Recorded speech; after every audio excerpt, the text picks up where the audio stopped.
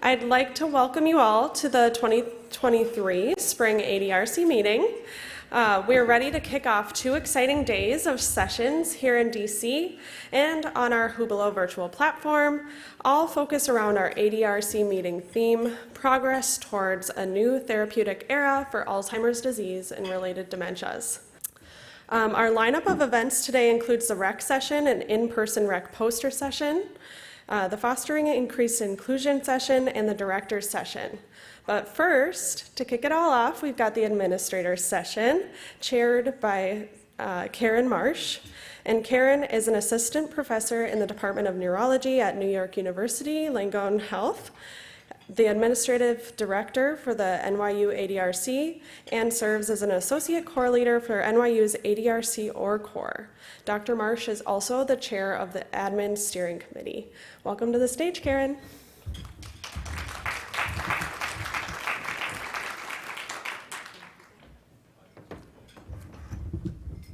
Thank you, Hannah. Good morning. I'm very happy to be here to start off the administrator session. I'm glad to see so many people here because I know there was a lot of rough weather throughout the country and a lot of people had missed flights, so it's good to see everyone here. I'd like to start with introducing our steering committee. It's been a pleasure working with this group of people this year, and we meet monthly, and we've had certain goals that we've set for ourselves. So just to introduce you, we have Ari Balmick from Michigan, Rosalie Gerhardt from UCSF, Sharon Leckworth from Wake Forest, and Sarah Van Helden from Indiana. I want to also give a special acknowledgement to Hannah, who is from NACC, who has been absolutely fabulous in helping us with all of our initiatives.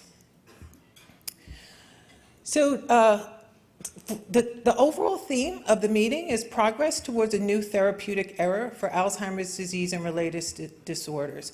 So we thought that we would stay in that theme, and our first speaker is going to be Dr. Jason Karlowicz, who we are very excited to hear from. And he's going to speak to us about new therapies and impact on research and what that especially means for administrators and what considerations administrators should have. Now, keeping in that theme of progress, we're going to talk about how do we measure progress. That's something, especially with administrators, that we are kind of tasked to do, to measure and report progress. So a lot of times we have questions. Well, I think this is progress. Does NIA think it's progress? So we're going to have Dr. Sharice Elliott talk to us about NIA insights on measuring projects. After that, staying with that theme, we're going to have Ann Arthur. She is from the University of Kentucky, and she's going to speak about our progress tables in the administration core and how we can automate them. Our last speaker will be Chad Murchison, and he's going to talk about data management and sharing. We'll have 2 more activities after that. We'll have Nat give an update about the directory, and then we're going to have Ari Balmick talk about, he'll lead a Q&A for us. Before that, just want to give you a slight update on some of the projects we're doing.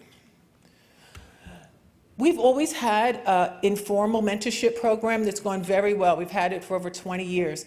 We're working to formalize the program now. So that initiative is going to be led by Sarah Van Helden. And one of the reasons that we're doing it just to make our great program even better, but some of the other cores have expressed interest in starting a mentorship program. So we're going to tell them what we did and formalize it. We've also been updating the best practices for the EAC. So the original version written by John Morris, we've just taken that and updated it for 2023. One of the main things is to talk about hybrid meetings. So when it was originally written, we didn't have a lot of virtual or hybrid meetings. So we're going to talk about best practices for virtual and hybrid meetings, and that will be ready June 2023. So that's next month. Anne is going to talk a little bit more about that, but I know that everyone's very familiar with the administrator's progress report tables. There are a few reasons why they're not ideal. We're working on them, and probably to no one's surprise, every center collects the data a little differently. So we're going to try to standardize the data collection and make it automated and easy to collate. So with all of that, I'm going to introduce our first speaker, who is Dr. Jason Karlowicz. Again, we're very excited to have him. I thank him for agreeing to speak to us, to tell us about considerations that we need to make for therapies. So Jason Karlowicz is a physician and writer and professor at the University of Pennsylvania. He researches and writes about issues at the intersections of bioethics, aging, and the neuroscience.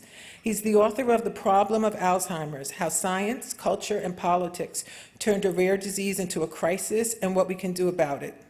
He's also a professor of medicine, medical ethics, and health policy and neurology at the University of Pennsylvania, and he's the co-director of the Penn Memory Center, where he sees patients. So thank you, and I will hand it over to Jason. Well, thank you, Karen. Good morning, everyone. I'm Jason Karlowicz. I'm joining you from Santa Barbara, California. I regret that I can't be there live and in person, but I'm here for over the weekend. I was at a meeting of a group of NIA-funded junior investigators and their mentors focused on studying the neuroscience of decision-making and aging, and I'm remaining here to go to the American Geriatric Society meeting in Long Beach. Interesting coincidence. So, greetings, good morning. I bring no slides, I just bring my voice and my image, so you can close your eyes and just listen. Thank you, Karen, and colleagues, for inviting me. It is an exciting time in the field, and I'm pleased and thrilled that this topic is the lead and main topic at this spring meeting.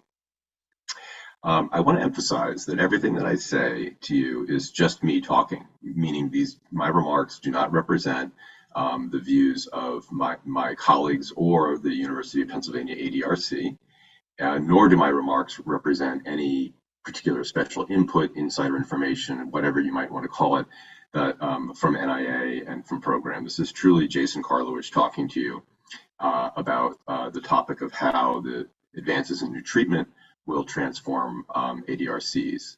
The specific part of the title was how it will transform research, but up until now, ADRCs were research. ADRCs didn't do clinical care, and I guess the key point I'm going to make is that's going to change and get to raise some specific points about what we should think about in light of those changes. Again, I don't have any slides, and I don't think my remarks will fill up the entire 15 minutes, so there will be some time for Q&A, I hope. A little bit about me. I've been at the University of Pennsylvania since 1997. I've had roles in our Alzheimer's Center since 1998. And those roles began with running what was then called the Education and Information Transfer Corps. Now it's called the Outreach, Recruitment, and Engagement Corps. I'm also one of the investigators in our clinical corps, and I'm the co-associate director, along with Eddie Lee, of our Alzheimer's Disease Research Center. The director of that center is Dr. David Wolk. I give you that background with a peak emphasis on chronology to say that I'm one of a group of, and I'm aware of this, of individuals who are sort of the youngest of the old. Namely, I was around in ADRCs with the crowd that sort of founded them and got them going. And here I am now. Several years ago, when we put in our renewal for the ADRC, I'm not sure quite why, but for some reason I wandered into looking at the Cancer Center RFA, the renewal for the cancer centers, the RFA that allows you to apply for a cancer center. It's a much, you think our RFA is long. This RFA is a daunting document. And I'll never forget how one section stood out for me vividly. It was the section that made very clear that the application for a cancer center to the National Cancer Institute needed to clearly state how the director of the Cancer Institute was integrated into and had a role in the delivery of cancer care at the institution. I was shocked at that, not shocked, I was impressed at that, because it was a clear statement from the NIH, a research organization, that the leadership of a cancer center needs to be involved in and have a role in, very clearly articulated, the delivery of care. But of course it made sense if you think about it, because if you want to study cancer, you have to study care.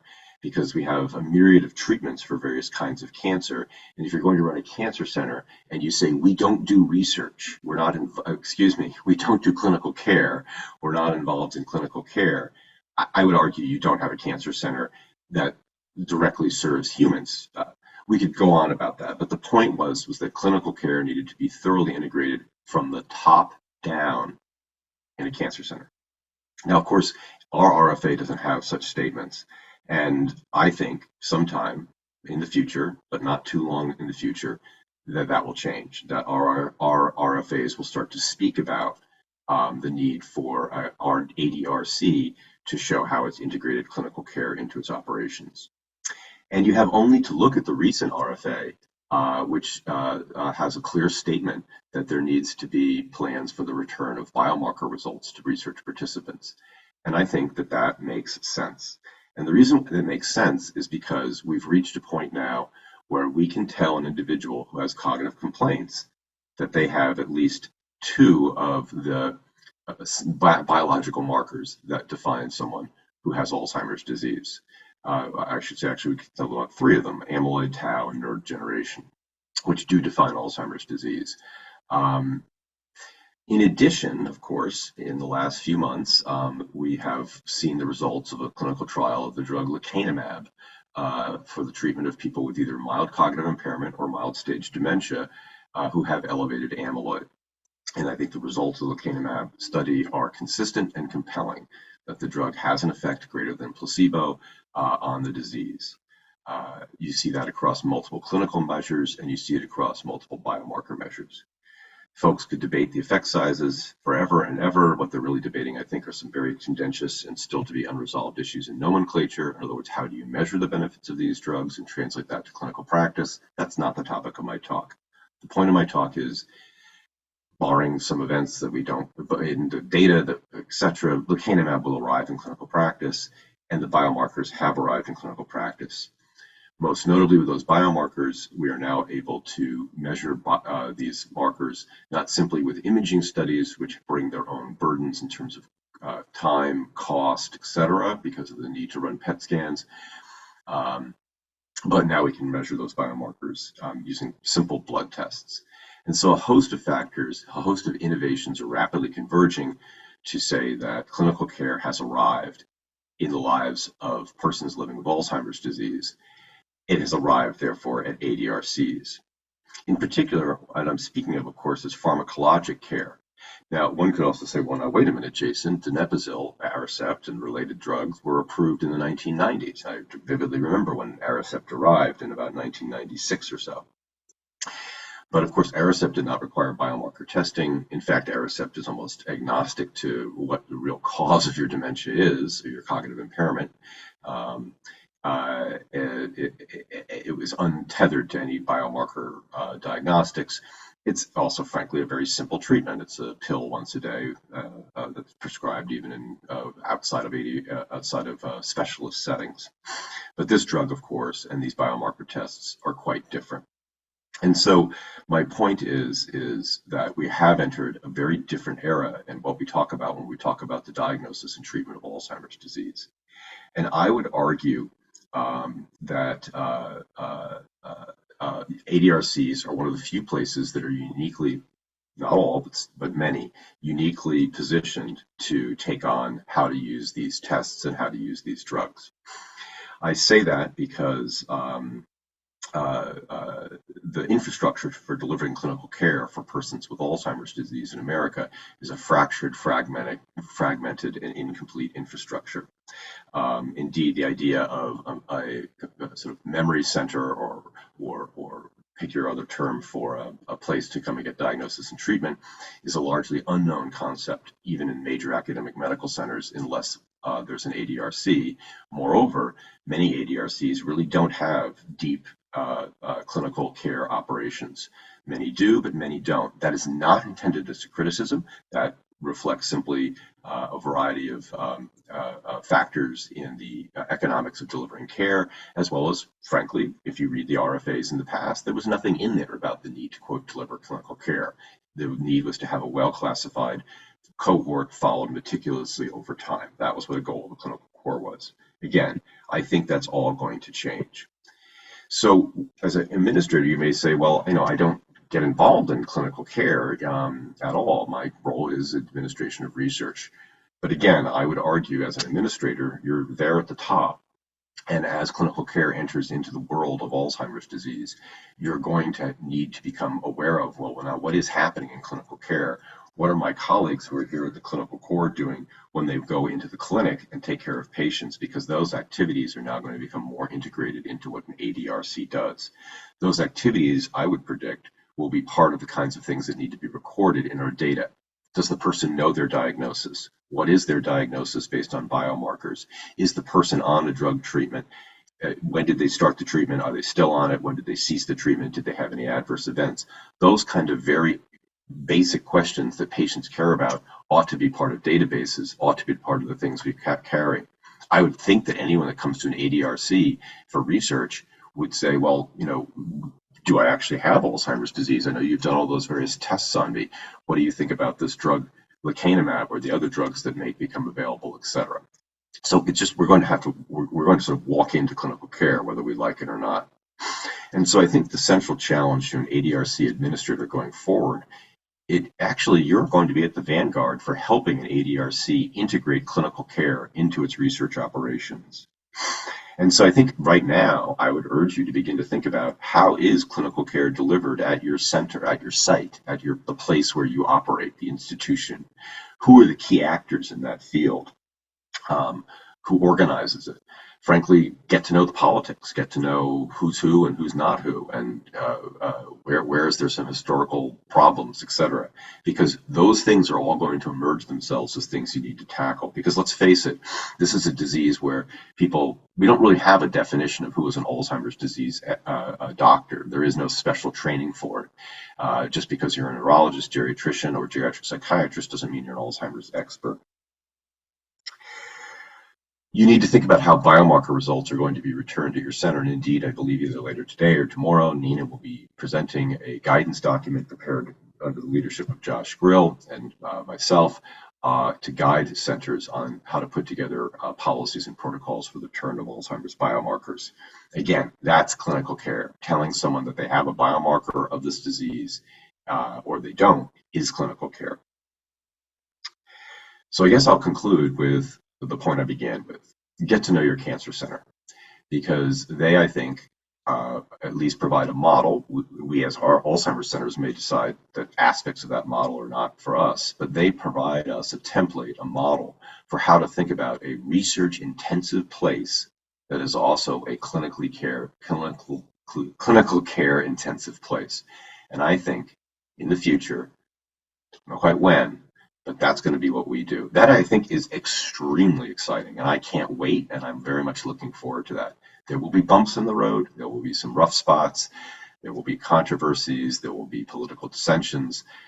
But I think that process, that revolution, I think is the better word, of turning from what we used to do to a new thing, is a process that we should embrace and a revolution that we should enjoy. I'm going to thank you for the opportunity to speak to you, and there's a few minutes left on the clock for any questions, discussion, so I'll turn that over to Karen and her colleagues. Thank you.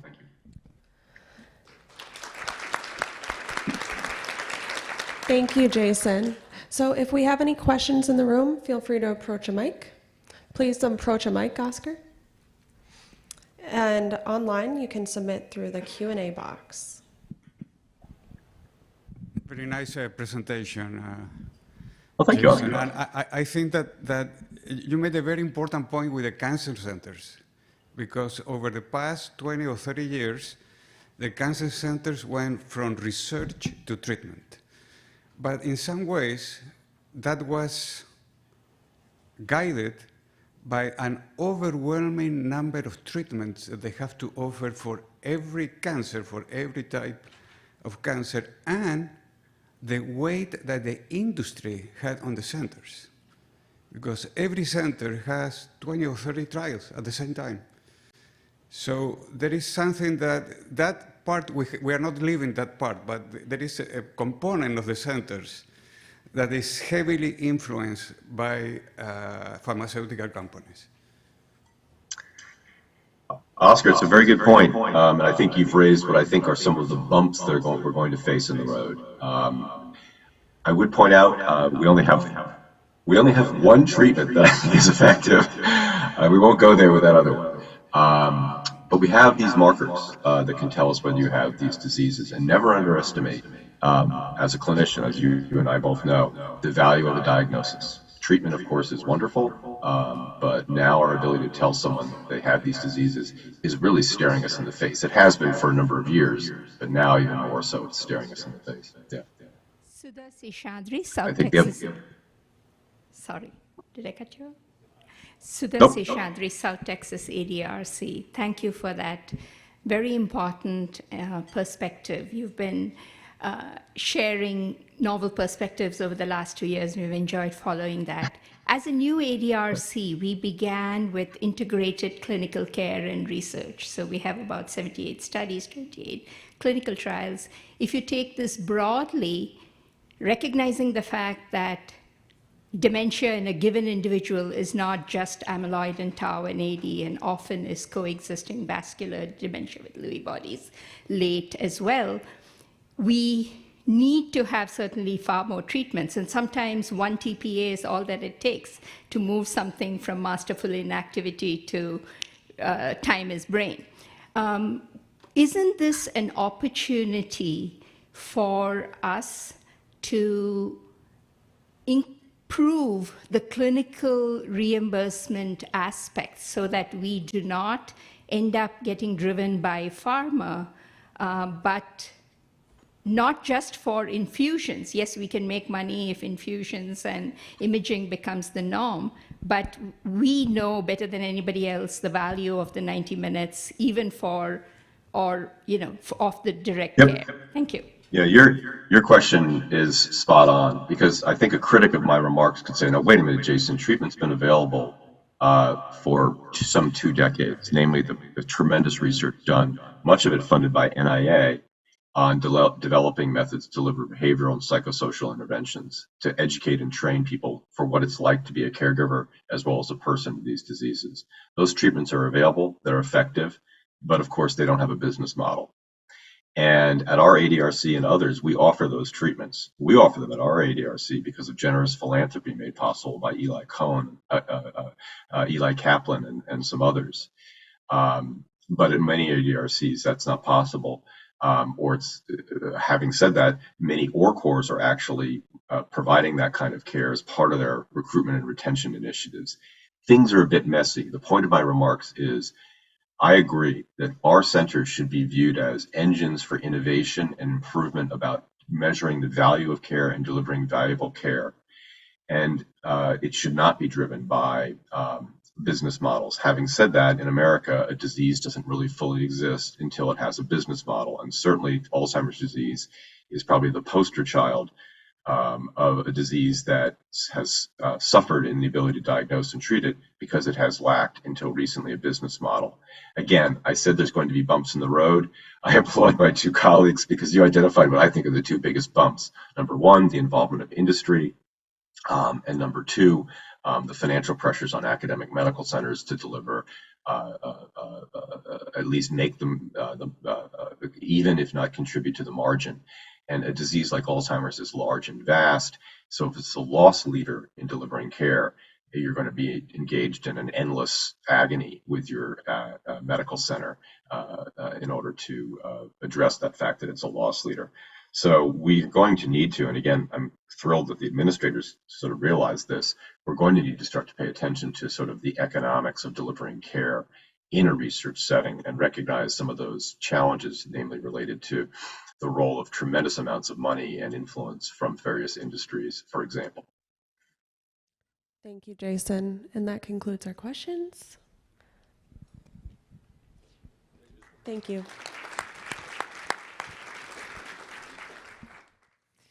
Okay, our next speaker I'd like to welcome to the stage, Dr. Elliott. Sharice Elliott is currently a program director for the Clinical Interventions and Diagnostic Branch of the Division of Neuroscience at NIA, and she also co-leads the Alzheimer's Disease Research Center program. All right, good morning, everyone. We're going to talk about measuring progress. We're kind of in a new stage at program at NIA. We're being asked for more tangible, summarizable kind of descriptions of what centers do, what our research projects do. And so we really need to work hard with the administrators to try to make the effort good for you as well. So let's see. This all, kind of collated in February when, Congress passed a language specifically to talk about you guys. And we worked really hard with NACC and the NACC team. I thank them for building a red cap survey for us to help put that in a structured fashion, because you guys don't like to follow structure a lot. So, we conferred with the clinical core, the administrators, and the OR core, and we got a lot of opinions about what to ask and how to ask, and it was a little bit more difficult than we thought it would be, and that's okay. We're open to try to make this process the best way possible. But here's a nice little slide. You'll see it again this afternoon. We limited the time frame in which we asked you questions. We limited it to January 2017 to December 22. And let me tell you that even that decision was really controversial. And but I think we're going to kind of ask the same kind of questions on an annual basis in the same kind of format with that NACC red cap survey. But the congressional inquiry had 3 points of questions, which we needed this data really quick.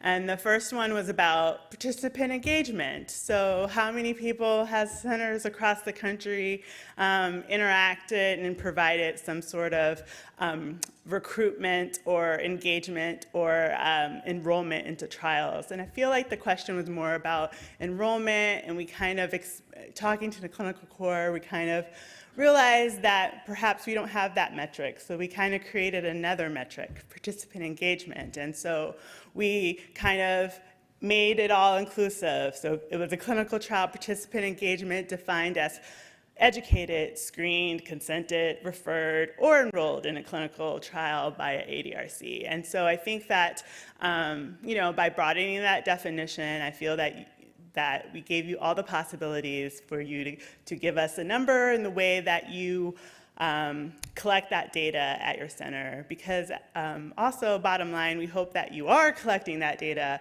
at your center. So we were able to report that over 100,000 participants are engaged. And if we take the average, that's an average of 2,800 participants per ADRC. Also, centers don't like to follow structure, and so we got a lot of different answers for clinical trials, and basically we paired it with the NCT numbers, so that if you named a trial that you were working on, recruiting for, we kind of made you pair it with the NCT so that we could have that reference structure.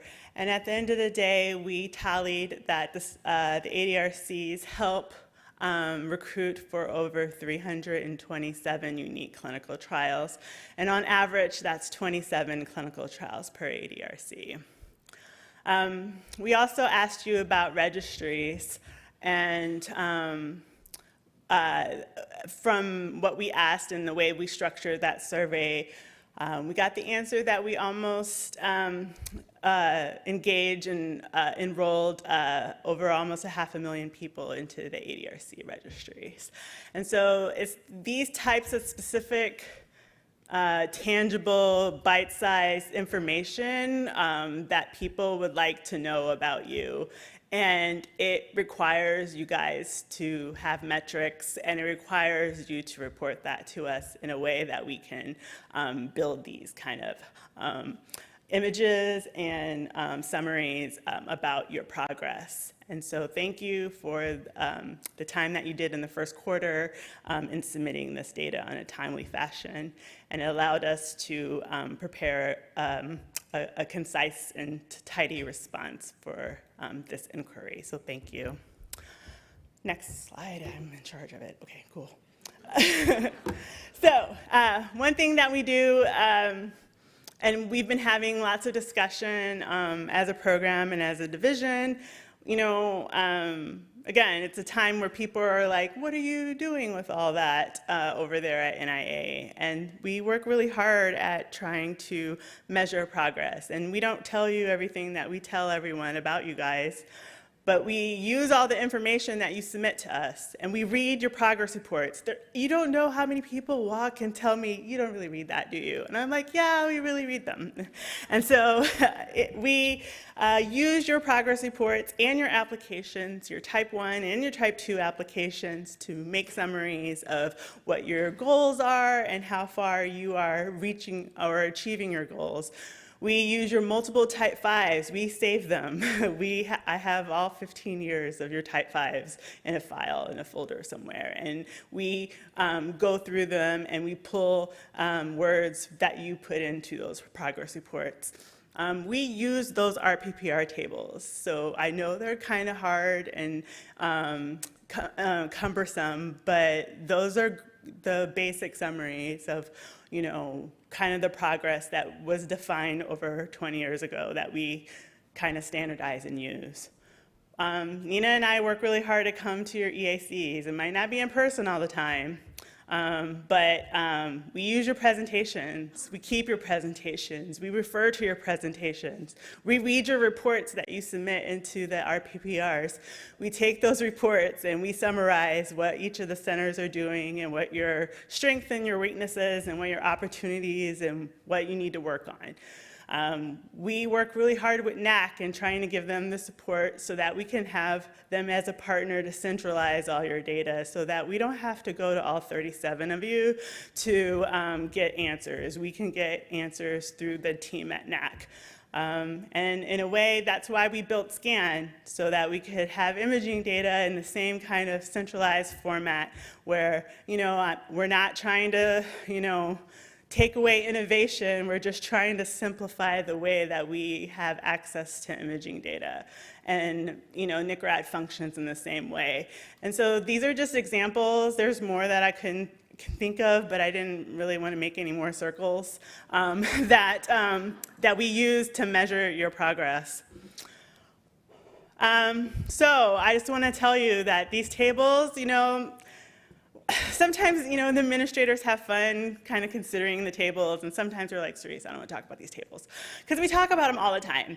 And one thing that we've learned over the last couple of years or so is please don't change the template when you're submitting these tables. Some people like want to finesse it and try to add some additional columns or add some additional flourish because they think it would like help them look better in a way. And it just doesn't help us when we try to merge all the data together to have one report. And so if we could work on that, you know, it might be too late this year, but hopefully we could work on it for next year.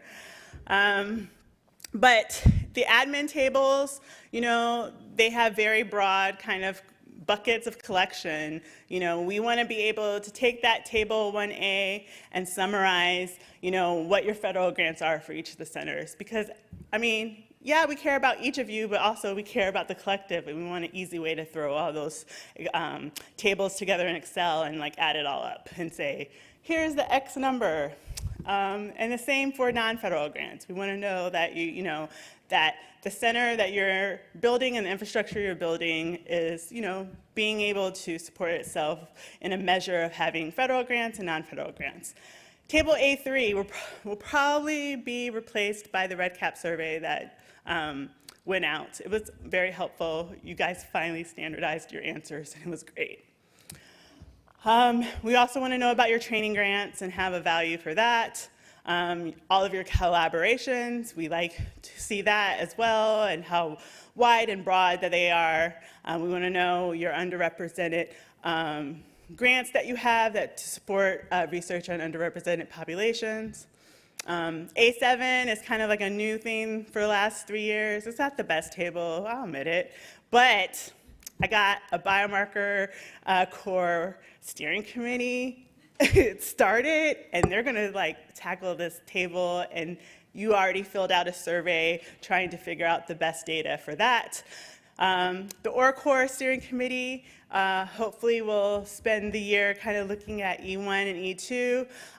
That table is great. We like those metrics. The centers, had X amount of events, and they interacted with X amount of people. Those are kind of at the end of the day, what you do out the year. That's how we kind of summarize it, that little bite-sized piece that takes a lot of table and metrics and information to put together. Thank you to the REC steering committee who created G1 and G2, because also as we started the research education component, we're also going to have metrics on who you train. That means you're going to have to keep track of who are your REC scholars and where they are in the future, and if they stayed with you or if they stayed in the field. And that's just a metric that we're going to have to keep, because we're going to have to tell that bite-sized story of X amount of scholars went through the program, and half of them left the field because we weren't all that exciting or something like that. So, all right. These are just some bullets that I already kind of went through. Table A3 will probably be replaced by the REDCap survey that we created. It was successful, it was timely, and it was usable data that was actually collected. The person who's going to follow me, Anne, is going to talk about building REDCap incidents for the requested tables through NACC, and hopefully maybe automate it or help you do data extraction and improve it. Each year the Administrator Steering Committee always look through the RPPR guidelines, and so we're going to try to improve those instructions and try to say, don't change the structure of these tables, and try to give us real values in those tables. Basically, the tables are not static. The tables are only good as much as the information that they provide us. Basically, we're going to make revisions based on the current and the past inquiries that we get about your performance. Okay, so I have 2 minutes if you have any questions or answers, and then later at the end I have a few more slides that are in the slide deck that I want to go over with you as well. Thanks.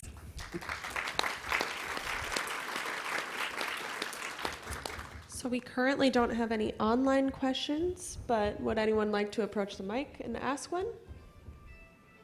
And this is a good reminder to silence your cell phones. Not to call you up. I'll go ahead and introduce Ann Arthur. She's going to share with you what they've been doing at the University of Kansas to automate table A3, and Can I the ask a grants. quick question? Who is that? Is that Mary Sano? It is. Hi, Mary Sano. So nice to see you. Hi. I think this was a really great summary. I wondered if you're going to prepare anything so each of our sites can see how we did in that survey. I'm open to it. I just sigh because it's a lot of work. But I'm open to it, Mary. Thank you for your question. No, when we get to see, we do better. I understand that, and it's possible. Thanks, Mary.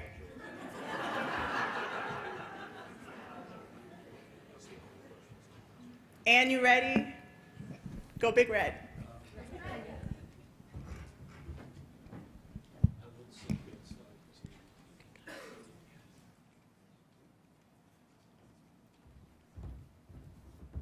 Thank you, Cerise, and thank you, Karen, and the Admin Steering Committee for allowing me to speak today. I really appreciate your time. All right, so today I'm going to talk about automation of the tables that we all prepare. So administrators in the room, raise of hands, who loves preparing the admin tables each RPPR session? Okay, Cerise, you don't even prepare those tables, stop it. So, yeah, I don't see, and the lights are a little bit blinding, but I don't see any hands up in the audience. So, so I'm going to talk about, maybe we can do this a little bit easier. But first, I do want to clarify something. So Russ, don't worry, I'm not leaving Kansas for Kentucky. So Linda, I don't know if you were in the room earlier, but no, I'm from Kansas. And so No, it's okay. So, no, you're good. But you did say go Big Red, so maybe I need to clarify that as well, that Cerise and I are originally from Nebraska, but yes, so go Big Red. But anyway, so I'm Russ, I'm staying at Kansas. Don't worry, I'll be here. So, all right. Well, let's get started. So, tables, they were originally developed by the administrator group many years ago, started out with the 5 tables, and it's a really good way to let NIH know what we're doing in a concise manner and in a standardized manner. Cerise? So, but those tables have grown. Now, administrators were in charge of preparing, well, with our group, preparing 11 tables. And it is a lot of work to prepare those tables in addition to all the other sections that we prepare for the RPPR. So each center has their own way of collecting the table or the data for the tables, and data is very important. We all know that it's important to collect the right data so that we can report the right things.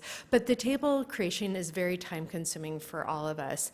And then one thing I learned is that, and it's also good. Thank you, Cerise, for letting us know that the NIH does read our progress reports, but they take those tables and compile them all into tables that they can report on. And I don't see Grayson yet, but I can't imagine, and Cerise used to do this, but I can't imagine how much time it takes for them to do that. So I'm going to call that a tedious process.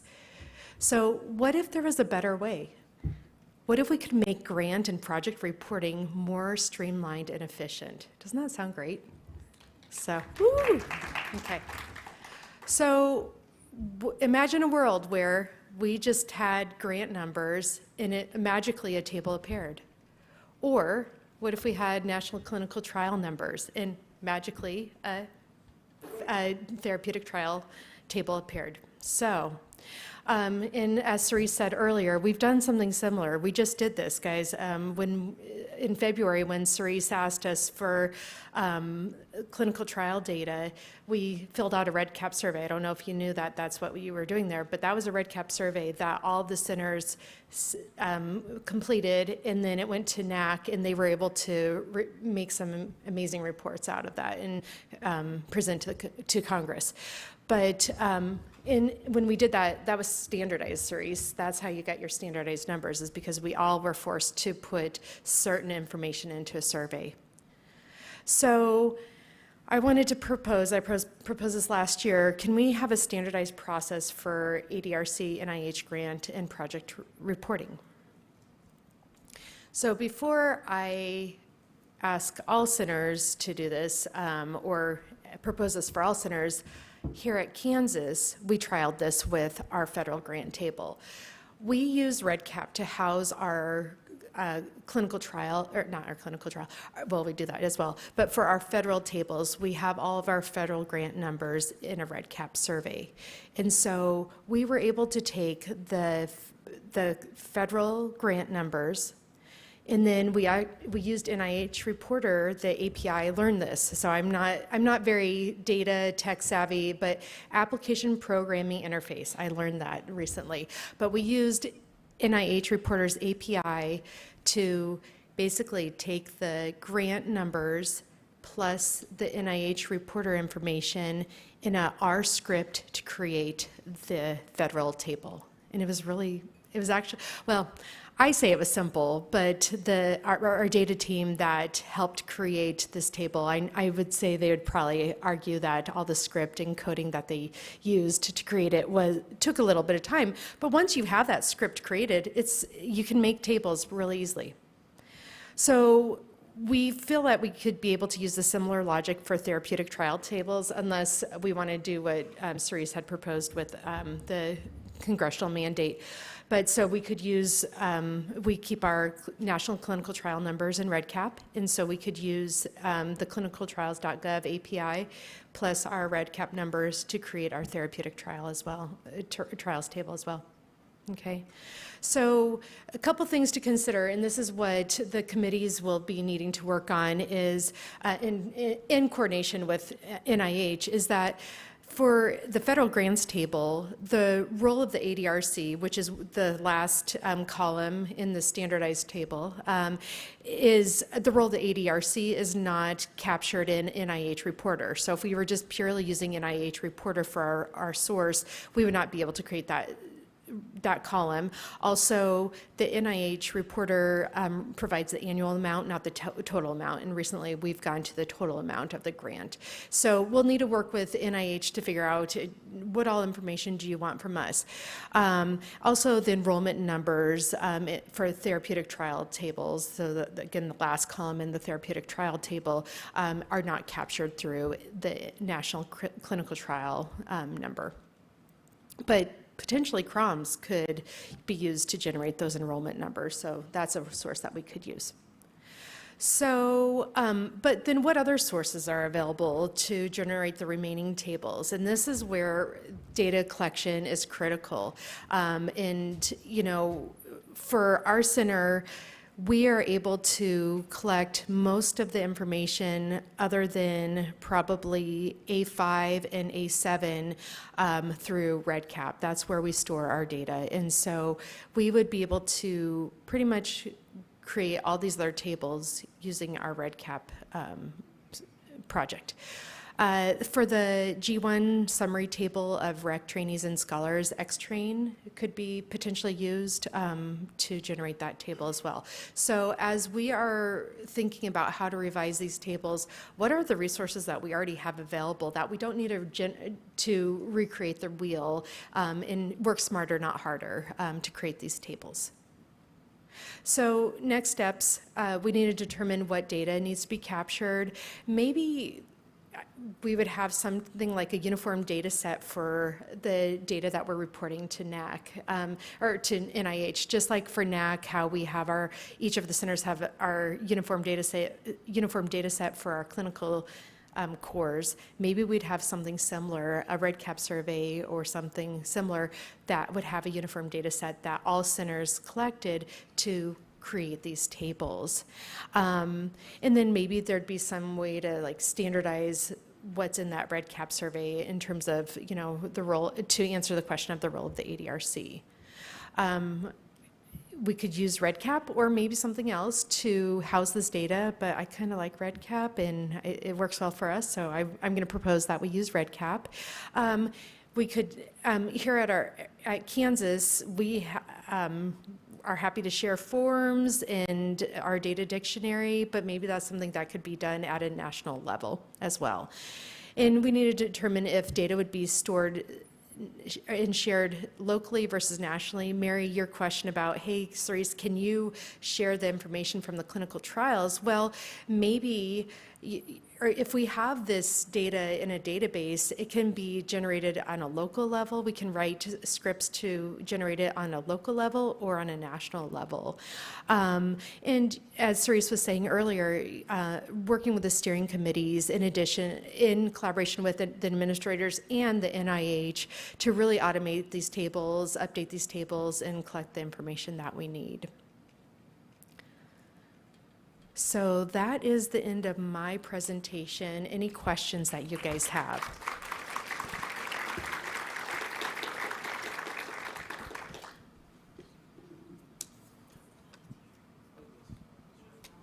Go ahead, Who wants to Nina. volunteer? For what, Cerise? To make these tables?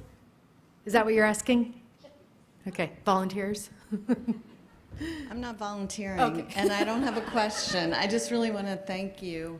And I mean, this is just, I think it's going to make everyone's life easier, including ours. Yeah. And I will just add, I was so excited about this that I asked Anne to send me a preview of the slides because I couldn't wait to hear about it. And just thank you for coming to us and suggesting this. I think everyone can appreciate what a great idea it is. And I just want to let everyone know that we're very open to this kind of thing. If you have an idea that will help make everyone's life easier, please let us know. We're happy to facilitate it and share. I did want to also mention the questions that we did get from Congress. One of them we were able to answer by pulling the data directly from the NACC site, which was how many people received a diagnosis from the Alzheimer's centers. So that kind of thing would be absolutely fantastic. We do get these questions. We get them from Congress. We get them from the media. We get them internally. We need them for various planning purposes. So anything that can be automated is great. We are not wedded to anything specific about these tables. We just need ways to summarize all the great work that you all are doing across the country at all of your different centers. So if you have a different idea, or there's something that's not representing what you're doing in the existing tables, we would be happy to think about changing to different tables, or adding them if it makes things easier. There's maybe less that needs to get put into words if we're able to summarize with numbers, some things at least. So thank you. Yeah. I mean, we all do such hard work here, and we just need to be able to show the work that we do in an easy way, both at our centers and at the NIH level. Yeah, thank you. I have a question from the virtual audience that we'd like to interject first. So Sharon Letchworth, administrator at Wake Forest, asks, for table A3, how would industry trials be captured since they are not listed in NIH Reporter? Yeah, so we can use clinicaltrials.gov. Same way we'd use NIH Reporter, we'd use clinicaltrials.gov and just base it on the national clinical trial number. So. Hi, Ann. Ari from Michigan ADRC. Thank you for that presentation. Definitely want to collaborate with you on the REDCap aspect, because after we submitted this round of our RPPR, we realized that those tables are growing, and to have real-time data in there as a CSV file that is accumulating over time would be extremely helpful. So you can actually filter by years, by project periods. It really is helpful. So I will have my data core manager here. His flight got delayed, so he'll be here at 9 p.m. instead of 9 a.m. But happy to talk to you and see how we can do that. So thank you. Yes. Thank you, Ari. And Ari's been very helpful. I've been pinging ideas, bouncing ideas off of him, and he's been very helpful in guiding us through this as well. So, Annika?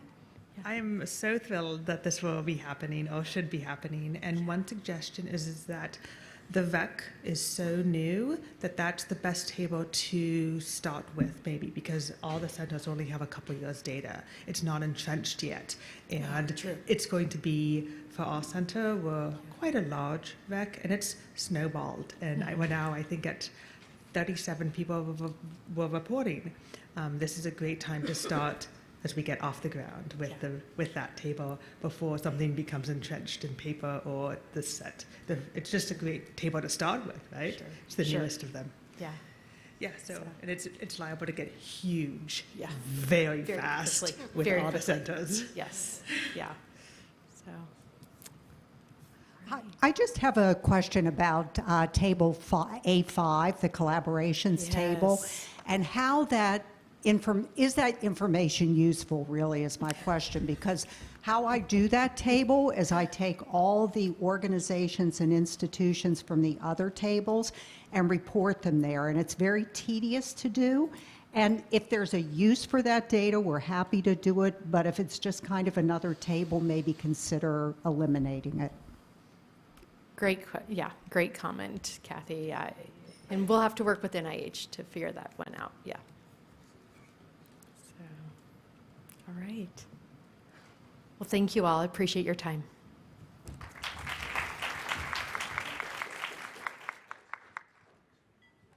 And thank you very much. There's obviously a lot of interest in this, so thank you. Our next speaker is going to be Chad Murchison. So Dr. Murchison is an assistant professor in the neurology department at the University of Alabama at Birmingham, and he also serves as a data manager for the UAB Alzheimer's Disease Research Center. He's online. Here you go. I am also a co-lead on the requirements subgroup for the UDS4 EDC work group that is prepping us for the eventual adoption of UDS4. And today I wanted to talk to you a bit about what the requirements subgroup has been doing to try to help the ADRCs meet the most recent mandate about including an updated data management and sharing plan for all applications, including our P20s and our P30s.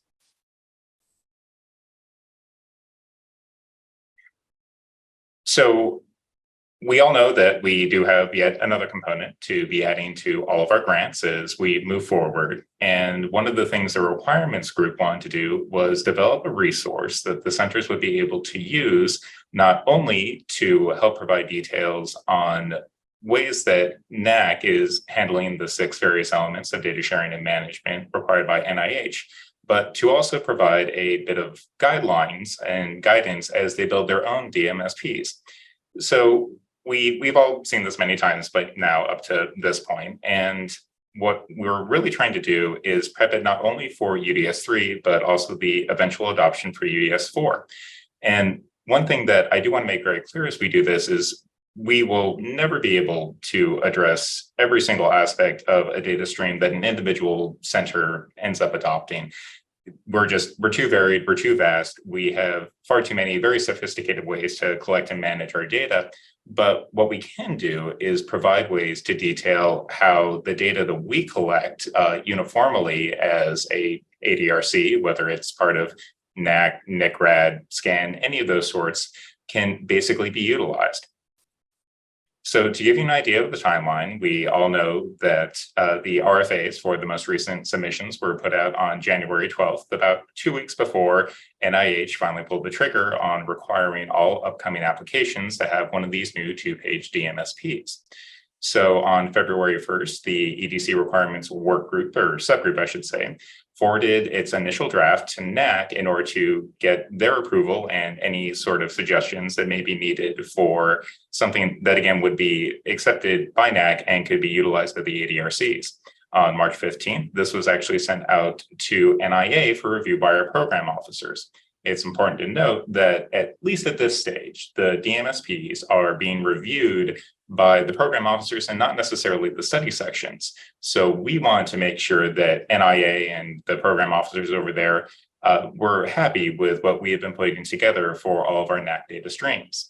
We have just recently received feedback from NIA and have a fairly good final draft that we're just about ready to post on naccdata.org and let ADRCs start utilizing in their applications.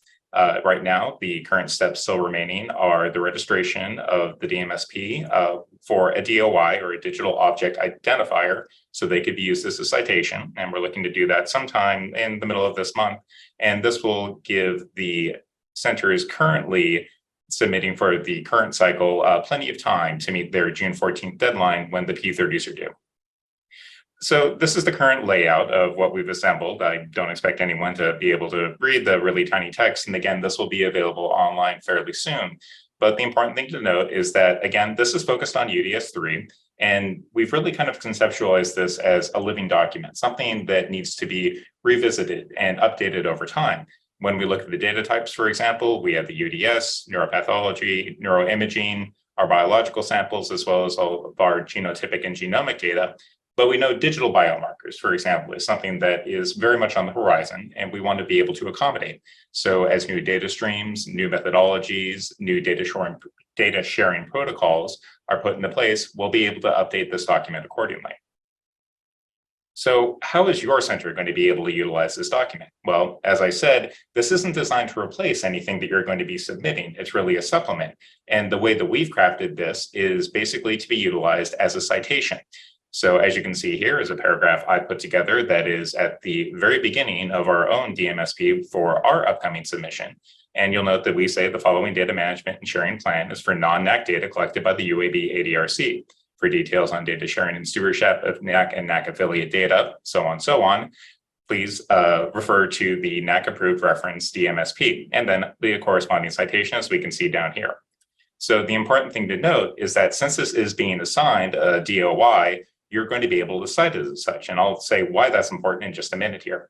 So the DOI itself, for those who aren't familiar, is composed of two components. The first is going to be the data site prefix that's specific to the University of Washington, who is going to be doing all of this hosting, along with the eventual suffix, which is going to be able to identify this document when people try to look for it online.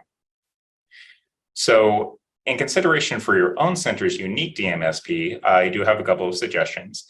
In particular, you want to focus on the data management and sharing specifically for your center and your institution. What is it that you are doing? Don't really be concerned so much about what NACC is doing. That's what this document is for.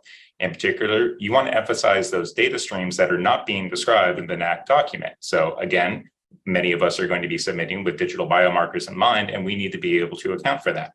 So you do want to include details on how NACC-specific data is going to be hosted within your ADRC. After all, you're going to be doing your own sharing of things like the UDS, and you want to be able to account for that in your DMSP. And finally, one thing I do want to make sure of is make sure that you're including a prospective sample size in element 1. It is a required component of the DMSP, and it's not something that NACC can provide in their version simply because it's so dynamic. And then finally, as you saw before, you can cite this just as you would any other DOI, nice and easy to use, very easy citation, and not a lot of real estate in a very limited document. And then this final point, and the reason why we're doing a DOI is do not, under any circumstances, include hypertext in your DMSP. So I cannot stress this enough. We all know that not having hypertext is something that's been around since at least 2020 and probably well before then, on the idea of avoiding data stuffing, specifically in the research strategy. So the DMSP is not part of the research strategy. It is a technical document, but nonetheless, we do need to be mindful that it's still subject to the same requirements for things like hyperlinks and URLs. What I've highlighted in yellow is where we previously had hyperlinks, things to material like the UDS3 data dictionary, the various guidebooks that are in place, the data sharing and data use agreement policies that NACC is very intricately detailed and all that. These were all in place and they're not allowed under the current designs of the DMSPs.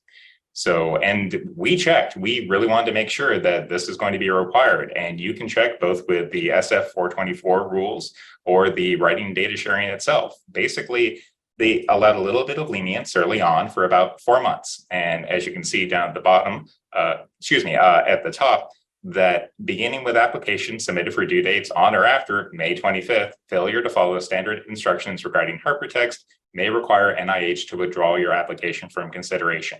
So we've worked very diligently to start to register DOIs with additional components of the NACC DMSP. So be sure not to do it on yours. It's going to be a silly little thing that you don't want to have your grant kicked back for. So just some final resources to be able to talk about. I won't include another hyperlink, but again, if you simply Google NIH and writing a data sharing plan, you'll be directed to their policy site, which is going to be an excellent resource for writing guidelines, as well as example DMSPs, and then other considerations like having to do revisions both before and after the award. In addition, many other investigators and researchers have been thinking about this long and hard, and your local Office of Sponsored Programs or Office of Research will probably have plenty of resources for you to reference. Then, in addition, I do want to give special thanks to Nina, Cerise, and Grayson over at NIA, who have just been absolutely phenomenal as we've kind of gone back and forth to really make sure that we're addressing everything that they want to see seen in these DMSPs. And then finally, keep an eye out for an update from us, and we'll have something posted soon along with the DOI that you can add to your own DMSP. Thank you. Great, thank you, Chad. We're actually running pretty early, so if anyone has a question for Chad, we can take one. Looks like we have one coming up. Actually, more like a comment. I'm John King from the National Institute on Aging. And yeah, about this URL stuff, some of you may have seen some news about the World Wide Web being 30 years old, like by some date around now. And yet I know we can't let you use URLs where every human being on the planet would be using them. There are reasons. If you want to know more why, we can tell you. There are probably going to be workarounds, but we don't know when. It is kind of a puzzle that you can't use them in the DMSP, despite the fact that that is actually literally not seen by reviewers. It is not just not necessarily, it's not period, it's not the current plan. We're all working through this. This looks like a really interesting idea to get around some of our things, but it would be wonderful if people could let more people at NIH know what they would prefer to do here.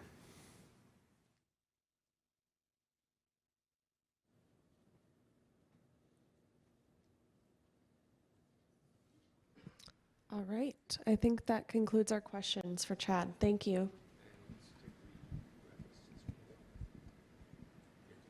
Chad, thank you very much. Okay, our next speaker is going to be from NACC, and Amy Young. She's a public informational specialist at NACC, and she's going to give us an update on the directory. Good morning, everyone. It's really nice to be here with you today. Okay, hit the green button. I know that one. Thank you, Karen, for the introduction. Welcome to version 2.0 of the NACC directory. The goal of the new NACC directory is to provide you with a dynamic, up-to-date informational resource for the ADRC program and our AD and ADRD strategic partners. The current version of the NACC directory, which you see here, is high level and contains general information about the ADRCs, such as contact and grant information, as well as ADRC leadership, committee, and workgroup information. However, the NACC directory does more than just provide contact information. It is also the source for providing access to all of NACC's data resources. New for the NACC directory is the ability for administrators to assign data access privileges for anyone at your ADRC who needs to submit, download, or access data on the new NACC data platform. So what are the key components of the NACC directory? The directory, at its core, is a secure web-based database powered by REDCap. Right now, administrators are responsible for entering all of the data, but soon, in an upcoming version, members will get to update their own information. All committee and workgroup information will continue to be kept up to date by NACC because those members are elected or appointed. There will be a private and a public version of the NACC directory. The private version, which contains detailed contact information such as email addresses, will only be available through a secure login, and the public version with general information will be available to anyone on our website.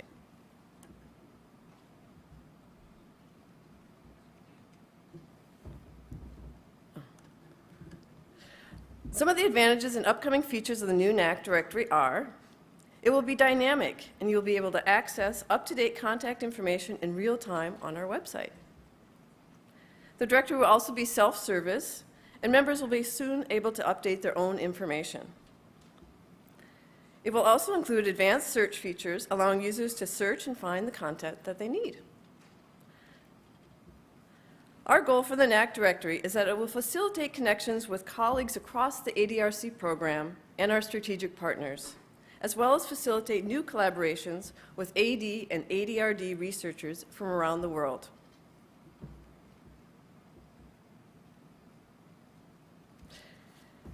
The directory is being rolled out in phases. Phase 1 provided general contact information, which is currently available on our website. We are currently in Phase 2, which will provide data access privileges to the new NACC data platform. The next phase will include adding rec scholars, which sounds like a good idea. And then we will move to Phase 4, which will allow members to review and update their own contact records. As I mentioned, we are currently in Phase 2 of the NACC directory, which includes assigning access privileges for the new NACC data platform.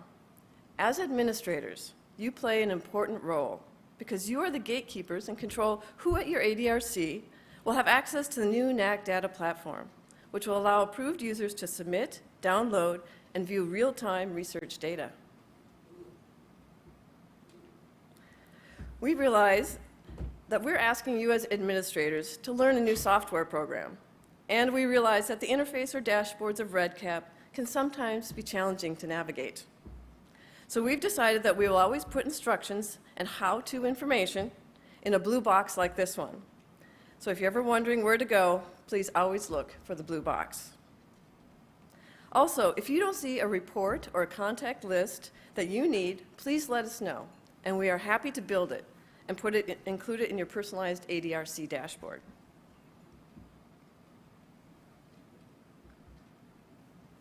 I'm going to bring it all in.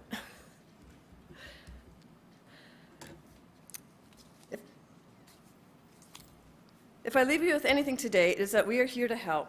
If you have not assigned data access privileges yet, we can help you with that, as well as help you set up quick links, show you how to customize your sidebar and project dashboards, and of course, answer any of your questions. Please come see Laura and myself at the NACC directory booth after this meeting, or we'll be there before and after the NACC session tomorrow.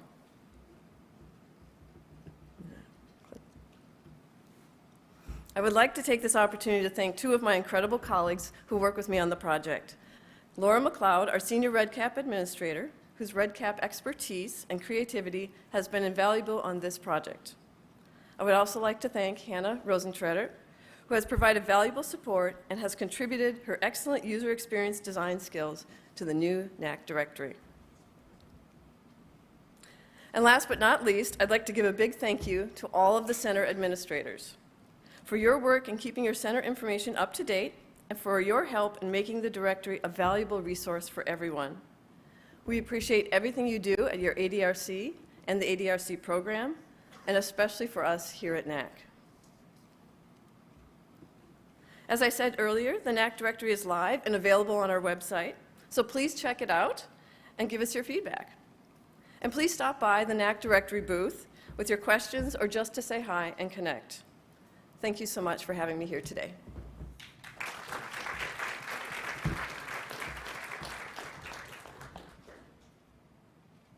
Thank you. Thank you very much, Amy. So now I'd like to invite to the stage Ari Bomuk. So Ari is the research administrator at the Michigan ADRC. He's also one of the members of the ADRC Admin Steering Committee. Thank you, Karen. Good morning, everybody. See, we have some extra time, so I did create some slides here. And I wanted to spend some time thanking the administrators who have already sent some questions in ahead of time to us. So I'm going to get started, jump right into it out there. I did press the button. There we go. Question one we have here is asking us, how can one optimize reaching, providing training opportunities for diverse and young investigators who are interested, including staff, potential research scientists in the field of ADRD, and what successful strategies we have used. And we felt this was more for reaching and training of young investigators. I was going to have Dr. Elizabeth Head give some comments, but I believe we have Dr. Jose Cavazos over here. Dr. Head's flight got canceled, so we have a designee. So Dr. Cavazos, if you have some comments to add. Jose Cavazos, geriatric neurologist and direct leader at the South Texas ADRC. I'm the chair-elect for the steering committee of the REC. You know, diverse trainees need the usual supporting, nurturing, mentoring environment that is needed for their development. We have a series of activities, including the activity that you will be doing very soon as you go through the posters and you start ranking and, you know, providing constructive criticism. But, you know, in addition to that, we also need to do sponsoring. And in that vein, I like to highlight the work that one of our REC scholars, Dr. Minerva Cascarillo, who is from the Mayo ADRC, who is leading our diversity task force within the REC. And so Minerva will be doing a presentation in the next section, so I don't want to spill the beans, but you know, Minerva has been doing a terrific job with a very large group of individuals from across all the RECs to support diverse scholars. Thank you. Thank you, Dr. Cavazos. And we will stay tuned for our Minerva's presentation, which I believe is after mine out over here.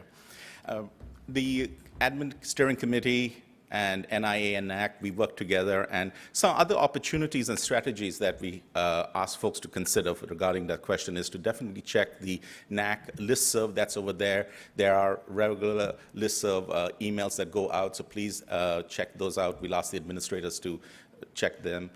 Definitely identifying scholars. Some of the other recommendations that have come from the REC Steering Committee and NACC is also communications with other departments within your institution using third-party services like LinkedIn, Twitter, Facebook. You know, there are several of those things, platforms that you could do there and interact with the next generation of ADRD researchers. We also recommend putting some slide decks in your presentations, talking about these training opportunities that you have at your institutions, including your REC mentees, so you can have that. We would ask you to also check out the Impact AD for ACTC. The Early Career Project Evaluation Committee has a subcommittee for inclusivity, diversity, and education of Alzheimer's disease in clinical trials. I have the URL posted up there. No hypertext, but you can copy paste it over, okay? So I'm well trained as an administrator, thank you.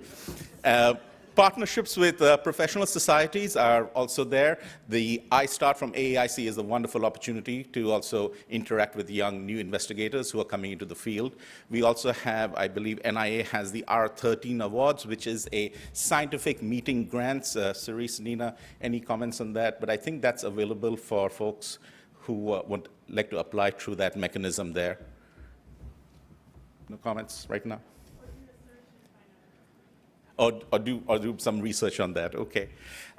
Finally, what we did at the Michigan ADRC in this renewed cycle is, we know we all have our REC component out there, but Dr. Hank Paulson, our director, built a leaders initiative where we embedded 2 junior next-gen ADRD researchers within each core. These were our past successful REC mentees or pilot awardees who had an interest in that core, such as imaging or clinical or outreach recruitment. And Dr. Paulson felt that this was really something to bring in the next gen. He's a big proponent of that. And so we embedded them within that. They have a monthly speaker series. They get to invite speakers. They have a little stipend that we provide out them. Dr. Courtney Polenik is part of the Leaders Initiative, and she facilitates that with Dr. Paulson. And I'm happy to share more details about that after this meeting. Next question was, how will ADRD real-world data platform impact the ADRCs? This is related to the NIA's aims at building a $300 million Alzheimer's research database. I have the URL posted over there. Again, Dr. Amy Kelly, the NIA Deputy Director, will mention about the real-world database initiative in her director session, so please stay tuned for that. Please check out the RFA that's in there. And Dr. Gil Rabinovich will also talk about the ALZNet at the NACC session and the role of ADRCs in real-world data platforms, so stay tuned for that information. What's this question we have here is a way to integrate inclusion enrollment reports into ERA Commons platform directly than via Assist. Primarily issues, I believe these are coming from an administration, from the admin course, uploading enrollment tables, inclusion reports. And so some of the challenges we know are there. The ERA help desk is the place for this question as an RPPR-related question. We would encourage you to inquire whether others are experiencing the same technical issues. There are some links out there. The overall counts need to be measured. We found that there are certain small nuances associated with that table. We can give you our experience from our administrative steering committee on how each one of us has dealt with that. I believe we do have a very text-heavy. You don't have to read this right now. This will be available on the NACC website. What I'd like to point out, and Dr. Elliott created for us, was some helpful links. There is also some YouTube videos to help with that. So please visit the NACC website once this is updated and look at those information that is there that is required for your tables and reports to be uploaded. And are there any significant changes in the new RFA? Yes, short answer. There are noticeable changes in the RFA. I'm just going to read a couple of them, but Dr. Nina Silverberg will address this during the director's session, so please stay tuned for that. Some of the ones that we found here that Dr. Elliott helped us put together includes the specific calendar months, effort requirements for core leaders, associate leaders, requirements to support a minimum of 24 person months of effort for recruitment specialists. I know there were some questions about how that distribution is there. I would ask you to talk to your program officers about that. Plan for enhancing diverse perspectives. And as we did say, somebody asked a question about data management and sharing plan. Chad Murchison just spoke about that, so we have some updated information there. Now, there is this additional component of having MRIs, amyloid, and tau PET scans completed on 24 participants in your clinical core every year, and for that to be done. And it is required out there as one of the changes we found. That data also has to be shared with the SCAN initiative, and also clinical cores need to show appropriate disclosures of biomarkers and other results. And that's something we have done and integrated with other ethics biomarker type studies that are actually linked to our projects to do feedback of results there. And I believe Dr. Annalise Rahman-Filipiak, she should be here in the room. So I'm not going to point her out, but she's here. If you have some questions about that, definitely reach out to her. And I think that's the end of my slide here. And I want to thank the Administrative Steering Committee, NIA and NACC. It's without them, we wouldn't have been able to get these answers. But I did want to also bring back our attention to how much we have come far in using REDCap. I want to thank NACC for really adopting this. 7-8 years ago, this was a very small thing, but now we can see that a lot of sites and centers. So thank you, NACC, for doing that. We can see the value of sort of having a uniformity of databases and collating everything from directories, data, and also the working group. So thank you for your time.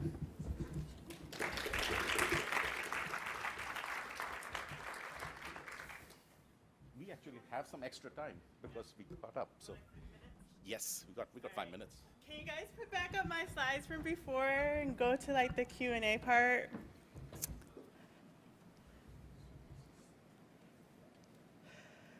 I just had a few slides that I want to talk to my administrators about. You guys, you know, you're my favorite.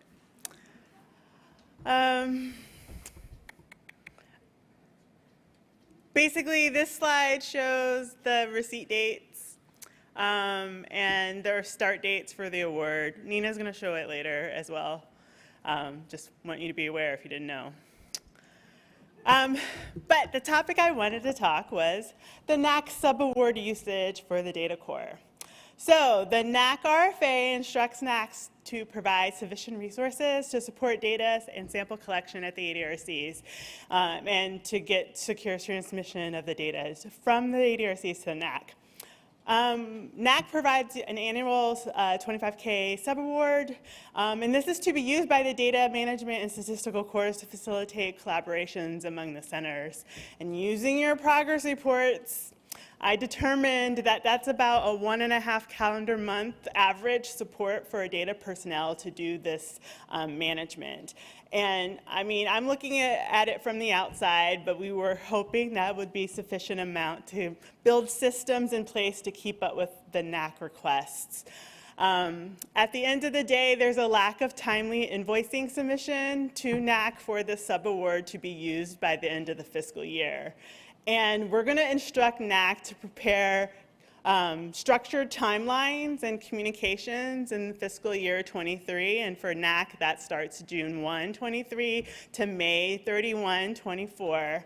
And if the deadlines for invoicing are missed by the ADRCs, because there's 37 of you, you are a lot, and there's not going to be carryover funds for the subawards to the center. So I'm hoping that you are being prudent with this 25K and you can use it at the front end of the fiscal year as opposed to not invoicing until the end of the fiscal year. Large available balances are concerning as to whether the subaward is being used efficiently and effectively for your data personnel to do the bridging between NACC. And, you know, some following suggested activities that could be covered by the subaward would be your members of your teams that are participating in the electronic data work group, anything that you need to do. You just finished an audit for the scan data coordination and NACC data submissions, and probably in the future, there might be some last-minute inquiries from Congress about your performance that you need some data personnel to do those things. So those are that purpose of that sub-award, and I just wanted to spend a few minutes talking about that, and that it's really important that you use that award, and that, again, we're going to instruct NACC not to provide you a carryover into the next fiscal year, and they'll re-budget that money. Also, I briefly kind of want to talk about why I want to go. Why are there no slides? I feel like I have one more slide. Thank you. Unobligated balances. NIA leadership is considering the balances of parent awards for administrative supplements, and it will require a spend down plan and an explanation of your balances with your request. We are looking at your unobligated balances with stricter eyes. And so the prior approval is required for P30 and P20 ADRCs, and this requirement is included in your notice of award. And in the NIH grant policy statement, it outlines the information that you should submit in requiring and requesting approval for a carryover of these unobligated balances. You need a detailed budget, you need a scientific justification for the use of funds, and you need a reason for that unobligated balance. The policy statement also states that there's a first in and a first out, and the unobligated funds carried over are expected to be used before the newly awarded funds. So we're going to go into this RPPR season looking at your unobligated balance. And if it's unusually large, we're going to exercise an offset of the current award or a subsequent award by an amount that represents some or all of the access. So your next year award might be shorter so that you can spend that carryover fund that you have. So I also want to give you a heads up on that. And that is what we're planning to do. And those are the Q&A things that I kind of had, and I appreciate your time. Thank you for everything. And I think Karen might want to come and wrap up. And thanks for attending the administration session. And there are tons of things in the hallway for you to attend and lots of information being exchanged to this couple of days at the meeting. Thank you. So we're going to be rolling straight into the rec session. But first, can we get a round of applause for the administrator session speakers?